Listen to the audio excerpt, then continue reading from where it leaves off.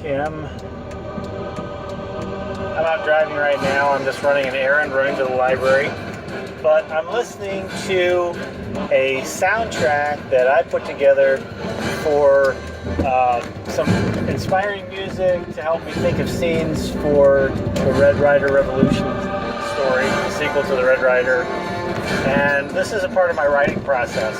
I create soundtracks that have music that kind of fits a certain mood. I get a lot of action movie soundtracks, and I put things together, make my own pseudo soundtrack for the novel, and then I play it while I'm in the car most of the time. That's mostly what I end up doing. And some of that, I'll have an idea of something of a scene, and I find music that really fits, and then I play that as I'm in the car, and then it also helps me kind of think through the details of that scene and map it out. So what I actually do with my writing is I will think of scenes and ideas, and and kind of make notes of those. And once I have enough scenes together that I feel like I'm ready to start writing, then I start writing the story from beginning to end. I write through the entire draft, the first draft, one time, and then once that's done, I go to the I go back and I do background details on all the major characters and a good amount of background details on the minor characters. I'm lessening some of that because it gets to be a lot of tedious work, and I'm realizing I don't need to do as much of it as I thought I did before.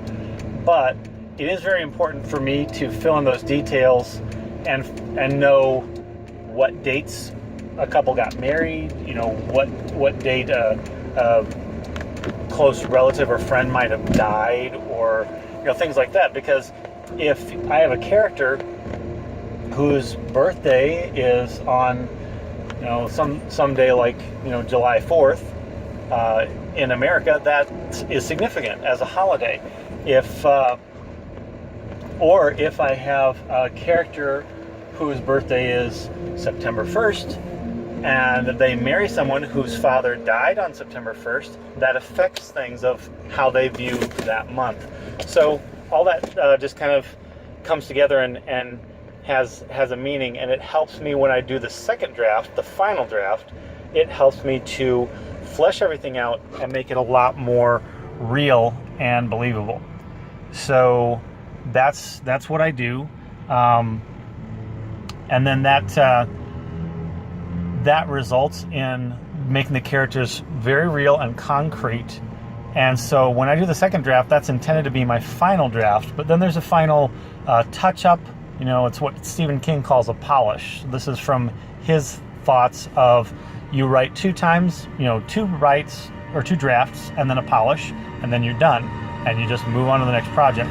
That's what I've been trying to do. So after I've done 2 drafts, I send it out to other people to read, primarily my wife, and then other beta readers. They give me their feedback of what I need to change, and then I work on that and see what I agree with that definitely needs to be fixed, get it all done, and the story's done, and then I move on to the next project.